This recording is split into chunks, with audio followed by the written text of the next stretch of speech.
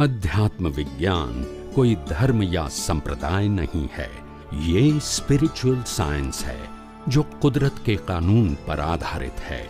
ये विज्ञान पूरे ब्रह्मांड के सभी रहस्यों को उजागर करता है और जीवन के सभी पहलुओं को समझने के लिए एक नई दृष्टि देता है।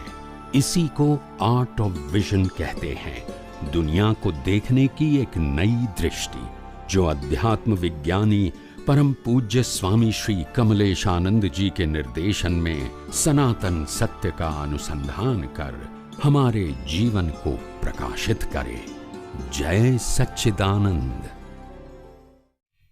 घाती कर्मों ने अघाती कर्म कोने कहेवाय? घाती कर्मो अने अघाती कर्म जैन परिभाषानो शब्द छे। पहला कर्म કેટલા પ્રકારના છે? તો ટોટલ 8 પ્રકારના કર્મો જીવ બાંધે છે। કેટેગરી, નંબર ઓફ કેટેગરીઝ 8 હોય કર્મની કેટેગરી। એ 8 કેટેગરીના 2 ડિવિઝન, એક ઘાતી કર્મ અને બીજા અઘાતી કર્મ। ઘાતી કર્મ એટલે જે આત્માની અનંત શક્તિઓનો ઘાત કરે છે, એટલે કે પ્રગટ થવા દેતું નથી હોવા છતાં એ કર્ટેન રૂપે કામ કરે છે। શું કરે છે? એને ઘાતી કર્મ કહેવાય। આત્માની અનંત શક્તિ હોવા છતાં એને પ્રગટ થવા દેતું નથી, વ્યક્ત થવા દેતું નથી, એને ઘાતી કર્મ કહેવાય। એ ઘાતી કર્મના 4 પ્રકાર: જ્ઞાન આવરણ, દર્શન આવરણ, મોહનીય કર્મ અને અંતરાય કર્મ। આ 4 પ્રકારના કર્મોનું એક નામ ઘાતી કર્મ। અને આ ઘાતી કર્મોને મન વચન કાયાના ભોગવાતા કર્મ સાથે સંબંધ નથી। આ ઘાતી કર્મો કર્મ બાંધવામાં સહાયક છે। શેમાં સહાયક છે? કર્મો બાંધવામાં, ભોગવવામાં નહીં। અને જે અઘાતી કર્મો છે, એ અઘાતી કર્મો એટલે આત્માનો ઘાત નથી કરતા, પણ મન વચન કાયાથી ભોગવવા પડે છે, તે એ અઘાતી કર્મો છે। એ અઘાતી કર્મો 4 પ્રકારના: નામ કર્મ, ગોત્ર કર્મ, વેદનીય કર્મ અને આયુષ્ય કર્મ। આ 4 પ્રકારના કર્મ છે। આ 4 પ્રકારના કર્મો એ મન વચન કાયાથી ભોગવટાના છે, એને આત્મા સાથે કોઈ લેવા દેવા નથી। એટલે કે કેવળ જ્ઞાન થઈ જાય તો પણ આ 4 કર્મો હોય। સમજી ગયા? એટલે અઘાતી કર્મો એ મન વચન કાયાથી ભોગવવા માટેના કર્મો છે, અને ઘાતી કર્મો એ આત્માની અનંત શક્તિનો ઘાત કરે છે, જેને કારણે નવા કર્મો ચાર્જ કરવામાં સહાયક છે। સ્વામીજી, નામ કર્મ વિશે થોડુંક કહો ને, એમાં શું આવે? યશ નામ ને ઈ આવે નામમાં? નામ કર્મ એટલે આ બધી આખો આ સંસાર નામ કર્મની માયા ઉપર તો છે। આખો આ સંસાર નામની માયા ઉપર જ છે ને। નામ ના હોય તો કેવી રીતે વ્યવહાર ચાલે? પણ એ નામ કર્મ એટલા માટે કહેવામાં છે કે નામ કર્મથી તમને ભોગવટો આવવાનો છે, માટે એને કર્મ કીધું। નામને કર્મ કીધું, નામ કર્મને કર્મ કીધું। એટલે દાખલા તરીકે તમારું નામ ચંદુલાલ છે, તો કે ચંદુલાલ અક્કલ વગરના છે, એટલે ચંદુલાલ ને જ અસર થાય, બીજા ના અસર થાય। તો કે નામ કર્મ, કયું કર્મ? ચંદુલાલ બહુ સારા માણસ છે, તો કોને અસર થાય? ચંદુલાલ ને, બીજાને ના થાય। એટલે આ નામ કર્મ છે, જે નામથી તમારે ભોગવટો આવવાનો છે। એટલે યશ નામ કર્મ, અપયશ બધું એમાં આવી જાય ને? ઓકે। હા સ્વામીજી, હા, એક જગ્યાએ દાદાએ આ નામ કર્મ વિશે થોડુંક સમજાવ્યું કે તમે નાનપણથી જ્યારે તમે આવા કર્મ લઈને આવ્યા હોય તો આવો નવીનભાઈ તમને બધા મોટા કરે, આગળ કરે, પૂછે, એ જે 4 કર્મ જે બતાવે ને આપે, એનો કંઈ થોડોક વિસ્તારથી વાત કરી શકો પ્લીઝ? 4 કર્મ જે ઘાતી કર્મની વાત કરી ને, આ નામ કર્મ, ગોત્ર કર્મ, અઘાતી કર્મ, અઘાતી કર્મની વાત, એને જરા વિસ્તારથી સમજી શકો? નામ કર્મ એટલે કે આ જે શરીરને જન્મથી જે નામ આપવામાં આવે છે, એના દ્વારા ભોગવાતા કર્મો એને નામ કર્મ કહેવાય. ગોત્ર કર્મ એ તમારી ક્વોલિટી છે. શું છે? ક્વોલિટી. ઉચ્ચ ગોત્ર, નીચ ગોત્ર, આવું ગોત્ર આવે. બરાબર. એના આધારે તમારો આ ભાવ કેવો જશે એવું નક્કી થાય. બરાબર. ભોગવટાની અંદર, ગોત્ર કર્મના આધારે. હલકા કુળમાં જન્મ થયો તો ભોગવટો ભારે આવે નાની ઉંમરથી. બરાબર. ડેવલપમેન્ટ જુદી વસ્તુ છે, પણ ભોગવટો. બરાબર. શું કીધું? ભોગવટ. એવું નહીં કે નીચા કુળમાં સારા માણસ ના હોય એવું જરૂરી નથી, પણ એને એ ભાવની અંદર એને ભોગવટો એટલો ભારે હોય ને, એમાંથી નીકળતા એને દમ નીકળી જાય.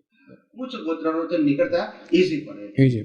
એટલા માટે એટલે નીચ ગોત્ર હોય તો ભારે પડે. એટલે પહેલું નામ કર્મ, બીજું ગોત્ર કર્મ, પછી ત્રીજું આવે છે વેદનીય કર્મ. વેદનીય કર્મ એટલે આ મન વચન કાયાથી ભોગવટાના કર્મ. એ વેદનીય કર્મ બે પ્રકારના, સાતા વેદનીય અને અસાતા. સાતા વેદનીયનું નામ સુખ કહેવાય, અસાતા વેદનીયને આપણે દુઃખ કહીએ છીએ. એટલે આ મન વચન કાયાથી જે ભોગવીએ છે સુખ દુઃખ, એને સાતા અને અસાતા વેદનીય કર્મ કહેવાય. અને ચોથું આવે છે આયુષ્ય કર્મ. શું આવે છે? આયુષ્ય એટલે આ શ્વાસોશ્વાસ. શું કહેવાય? શ્વાસોશ્વાસ. આપણો આ મોબાઈલ ક્યાં સુધી ચાલે? બેટરીનું આયુષ્ય હોય ત્યાં સુધી. એમાં આપણું આ બોડી ક્યાં સુધી ચાલે? શ્વાસ હોય આત્મા ત્યાં સુધી. ખ્યાલ આવ્યો? અને શ્વાસ બંધ કરવાની સ્વતંત્રતા આપણી પાસે નથી, અને ચાલુ કરવાની પણ નથી. આપણે લાગે કે મારે 1 કલાક શ્વાસ લેવો નથી એવું કરી શકીએ નહીં. સમજાય છે? હાજી. એટલે આ ઓટોમોડ સિસ્ટમ અને કન્ટિન્યુઅસ સિસ્ટમ છે. કેવી છે? ઓટોમોડ અને કન્ટિન્યુ. મોબાઈલમાં તો આપણે ઓન ઓફ કરી શકીએ, અહીંયા ઓન ઓફ ના કરાય. ઓન થયા પછી ઓફ થયા એટલે પછી ઓફ જ થાય, પછી ઓન ના થાય. એને આયુષ્ય કર્મ કહેવાય. રાઈટ. એ બ્રીથ સાથે જોડાયું છે. શું છે? બ્રીથ, શ્વાસોશ્વાસ.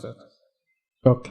એને આયુષ્ય કર્મ કહેવાય. ઓકે. અને આયુષ્ય કર્મની અંદર જે શ્વાસોશ્વાસ છે, એ બધા શ્વાસોશ્વાસ કાઉન્ટિંગ કઈ રીતે થાય કે તમારા ટોટલ કર્મનું ભોગવટો ઇઝ ઇક્વલ ટુ આયુષ્ય.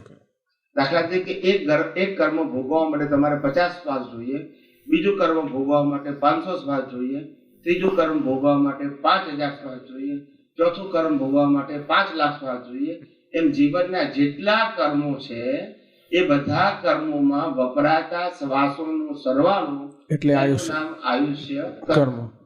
હવે કોઈ વ્યક્તિ કે મેં આ ભાવમાં કર્મ બાંધ્યું, એનો ભોગવટો આ ભાવમાં કેમ ના આવે? તો કે શ્વાસ ક્યાંથી લાવશો?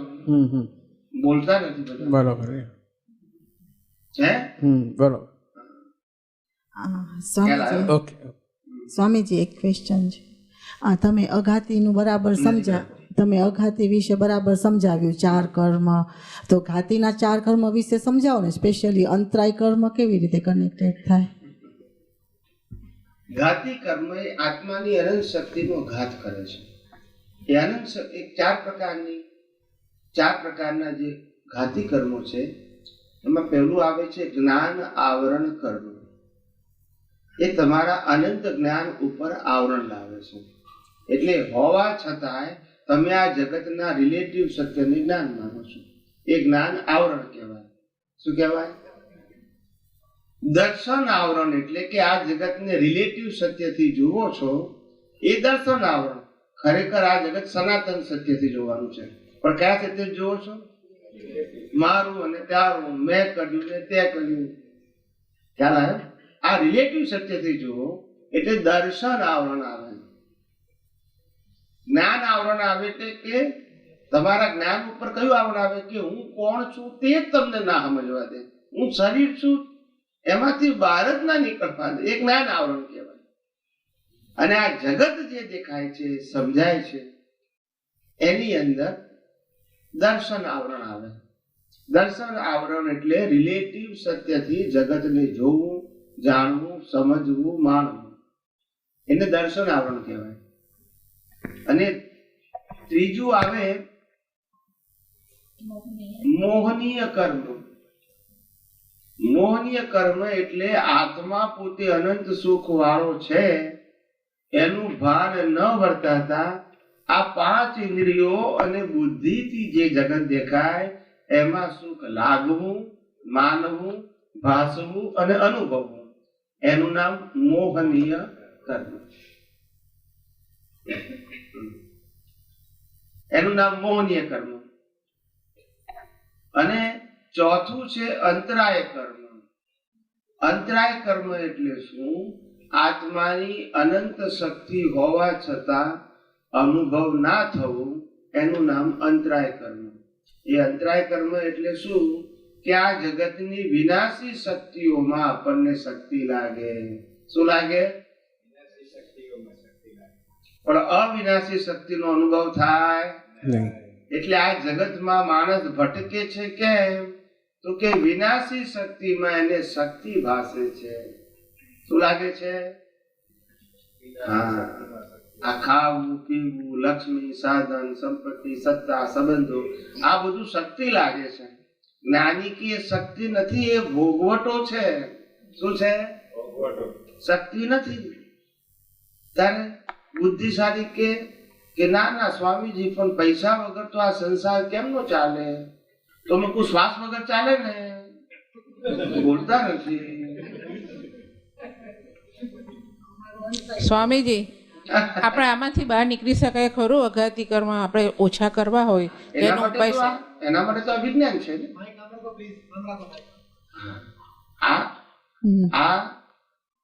આ 4 પ્રકારના ઘાતી કર્મોને નાશ કરવા માટે તો આ વિજ્ઞાન છે. મન વચન કાયાના અઘાતી કર્મો તો કુદરત પૂરા કરવાની જ છે. કશું નહીં કરો તો એમાં મહેનત કરવાની એ ફરજિયાત કર્મો છે. કેવા છે? પણ જે ઘાતી કર્મો છે એને નાશ કરવા માટે તમારે પુરુષાર્થ કરવો પડે. અને પુરુષાર્થ કયો જોઈએ? સનાતન સત્યની દ્રષ્ટિ. આ ફિઝિકલ પુરુષાર્થ એમાં કામ લાગે નહીં. ઘાતી કર્મના ક્ષય કરવા માટે ફિઝિકલ પુરુષાર્થને કોઈ લેવા દેવા નહીં. એ કરતા ભાવથી કરો તો પાપ પુણ્ય બંધાય. શું બંધાય? પાપમાં નવો સંસાર ઉભો થાય. પણ ઘાતી કર્મો તો એવા ને એવા જ રહે. એટલે અજ્ઞાનનો નાશ થવો જોઈએ. શું થવો જોઈએ? અજ્ઞાનનો. હા, પણ ઘણા કે છે અંતરાય કર્મો તમારા બહુ છે, તો તમે અંતરાય કર્મો તમે એને દૂર કરવા માટે આપણે આ જ્ઞાન જ યુઝ કરવું પડે. એ અંતરાય કર્મ તો આ સ્થૂળ વસ્તુનો કે છે. શાનો કે છે? સ્થૂલ વસ્તુનો. હા, આપણને તરસ લાગી હોય ને પાણી ના મળે તો અંતરાય કર્મ. પૈસાની જરૂર ના હોય ને ના મળે તો અંતરાય કર્મ. એ અંતરાય કર્મ ખરેખર અંતરાય નથી. એ અંતરાય કર્મ શબ્દ તો આત્મા માટે વાપર્યો છે, આના માટે વાપર્યો નથી. આ લોકો પછી એને વ્યવહારમાં લઈ ગયા. શેમાં લઈ ગયા? વ્યવહારમાં. વ્યવહારમાં અંતરાય કર્મ ને અંતરાય કર્મ ના કહેવાય, એને ભોગવટો કહેવાય. શું કહેવાય? ભોગવટો. પાપ અને પુણ્યનો ભોગવટો કહેવાય. પણ પછી લોકોને આમાં અંતરાય કર્મ, અંતરાય શબ્દમાં લઈ ગયા. તો રિયલમાં અંતરાય કર્મ એટલે શું? રિયલમાં અંતરાય કર્મ એટલે આત્માની અનંત શક્તિ હોવા છતાં અનુભવ ના થવો, એ અંતરાય કર્મ. આત્મા પોતે અનંત શક્તિ વાળો છે, પણ મને અનુભવ થતો તે કારણ કે અંતરાય કર્મ. કેમ અંતરાય કર્મ પડ્યા? તો કે વિનાશી શક્તિઓમાં હું શક્તિ માનું છું, તે અંતરાય. ત્યાં સુધી પેલી અવિનાશી શક્તિનો અનુભવ કેવી રીતે થશે? જ્યાં સુધી તમે અનશક્તિ માનો છો ત્યાં સુધી એનો અનુભવ ના થાય. તમે જ્યાં સુધી 5 ઇન્દ્રિયથી આ જગતમાં સુખની અભ્યાસ આપો છો ત્યાં સુધી શાશ્વત સુખનો અનુભવ ના થાય. છે ખરો પણ થાય નહીં. સમજાય છે ને? એવું આ રીતે છે. એટલે આ 4 પ્રકારના ઘાતી કર્મો છે એ આત્માની અનંત શક્તિને ઘાત કરનારા છે. અને એ ઘાતી કર્મોને ક્ષય કરવા માટે આ આધ્યાત્મ વિજ્ઞાન છે. મન વચન કાયાના કર્મોને બદલવા માટે નથી. સમજાય છે? અજ્ઞાનનો નાશ કરવો એટલે ઘાતી કર્મનો ક્ષય કરવો. આ 4 ઘાતી કર્મનો ક્ષય કરવો એટલે જ અજ્ઞાનનો નાશ કરવો. અને અજ્ઞાનનો નાશ કરવો એટલે સનાતન સત્યની દ્રષ્ટિ કેળવવી, ઉપયોગ કરવી, અનુભવવી. બોલો સ્વામીજી, આજે 4 ઘાતી કર્મોની વાત ચાલે છે, તો એવું કહી શકાય કે મૂળમાં જે અજ્ઞાનને લઈને મોહ થાય છે મોહને લઈને મિથ્યા જ્ઞાન ને મિથ્યા દર્શન, રાઈટ, અને એ મિથ્યા જ્ઞાન મિથ્યા દર્શનને લઈને અંતરાય કર્મ પડે છે, રાઈટ. એટલે મૂળમાં જેટલો અજ્ઞાનતા દૂર થશે એમ એમ જ્ઞાન અને દર્શન ખુલ્લું થશે અને એમ એમ તમારા અંતરાય કર્મો ઘટતા જશે. Is it correct? બરાબર છે. જય સચિદાનંદ. બરાબર.